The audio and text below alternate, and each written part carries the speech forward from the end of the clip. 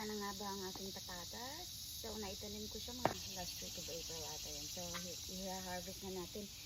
Ito, sabi ng asawa ko, pwede mo na siyang i-harvest pag wala na siyang dahon. Pero kasi yung dahon niya, kinakain ng caterpillar. So, hindi ko alam kung may unod ba or ano. So, ano na, harvest na natin siya. Ito talaga ako. So,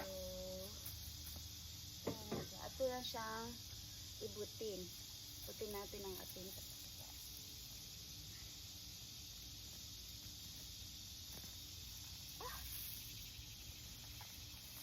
At heto na, may unod na siya. Oh, tingnan mo. Tingnan mo, ano. Sakto lang yung lagi at talaglag. Hala, totoo. Tingnan niyo yung patatas.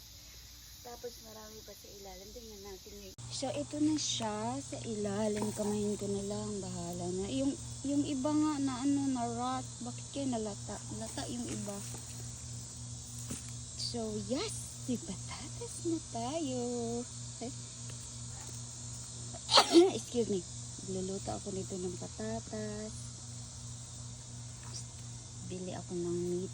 Lagyan ko ng patatas. Luluto ako para magkakain ko yung patatas. Yun lang. Itong soil na to, magagamit ko pa siya next year. So, yun lang yung unod ng patatas ko, mga mare. So, yeah, yung iba, hindi pa sila lumalaki. Tingnan mo, ang liit. Tapos lumalaki pa yan pala. So, ayan, may patatas na tayo. Yan yung patatas natin.